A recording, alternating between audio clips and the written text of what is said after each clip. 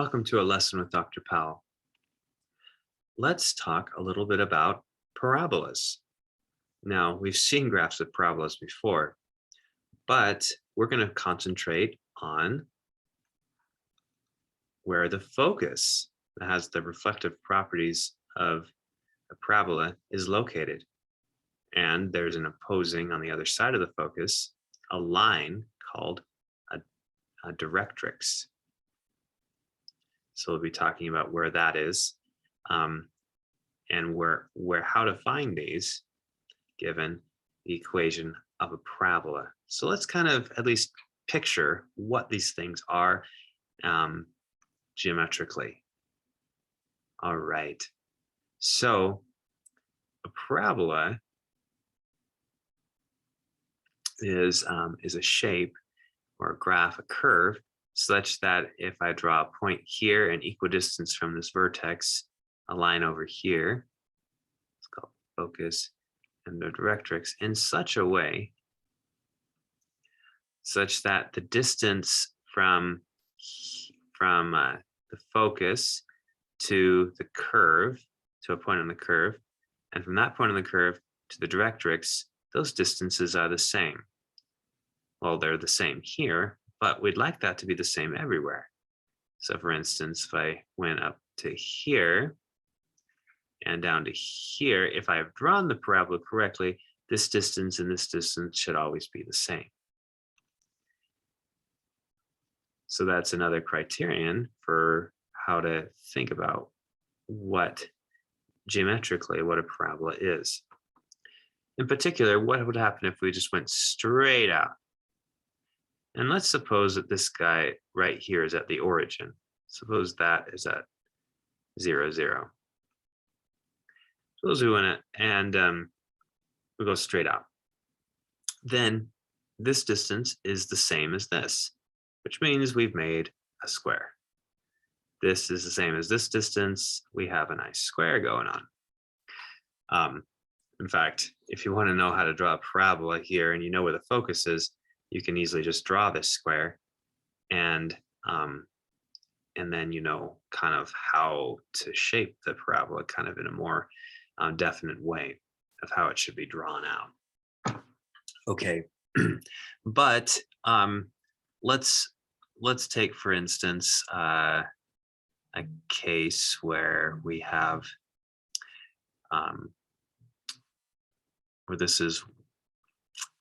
where we have the equation y is equal to, in general, let's make it general, a times x squared. All right, so at the origin, and yes, the vertex of this guy is at the origin. Now I'm letting a be arbitrary. You could think of replacing it for anything. I'd like to make it arbitrary, but maybe as we're talking about it, let's let it be something like 3 for now, and then we'll replace a in there later, but just so we have something concrete to work with. Now we know a few things. Let's let p be the distance from the vertex to the focus. And what does that mean? That means this distance down here is p. Since this is a square, that means this side length is 2p. This is also 2p. Now realize that this is the equation. The equation of this curve is y is equal to 3x squared. That means if I plug in a point, let's see, this is at the origin.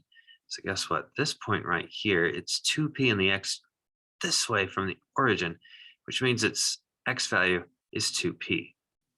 And we actually know its y value because its y value is just up p from 0. It's just up p. So from here, that's y value 0, go up p, y value is p. So we actually know the x and y coordinate of that. And we also know that this coordinate pair satisfies this equation. So we can plug this into that equation. See what happens. P for y is equal to 3, and we have 2p for x. All right, now we're going to get p is equal to 3 times 4, because 2 squared, times p squared. Now, We can assume that p is not 0, so we're free to divide by it. And so look what we end up getting. We end up getting 1 over 3 times 4 is equal to p. So 1/12. Now, now let's replace that 3 with an a throughout here.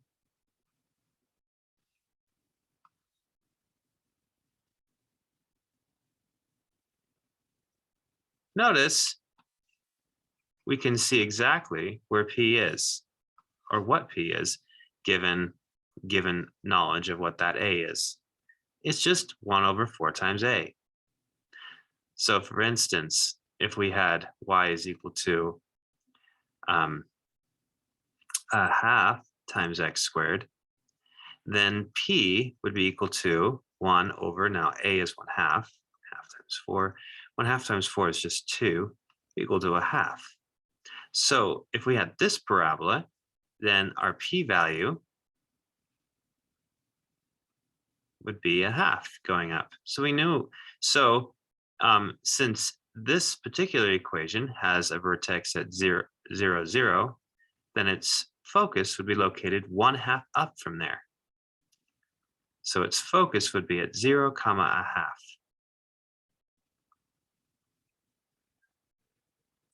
Where would its directrix be located? 1/2 downward.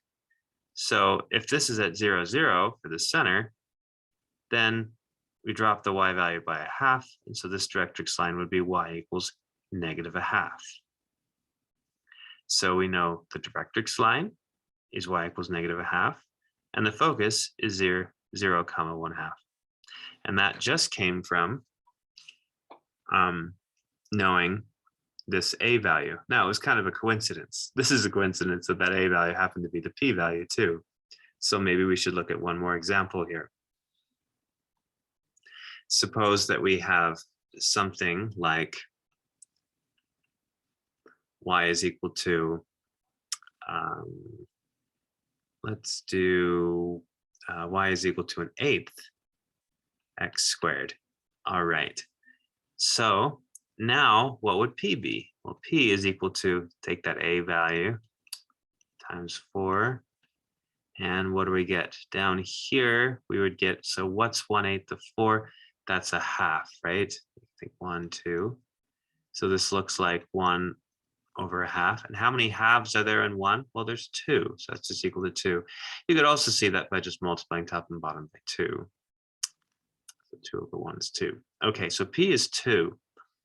So that means that if we were to graph this, and the vertex is at 0, 0, then p-value, we go up 2, and for the directrix we go down 2. So the directrix would be at y is equal to -2, and then the focus right here would be at, see, we just go up in the y value up till 2. So we just determined where the directrix was and where the focus was from this parabola, and we used it using this technique, that p is always going to be equal to 1 over a times 4, or 4a, which we had determined earlier in this video. Thanks for watching.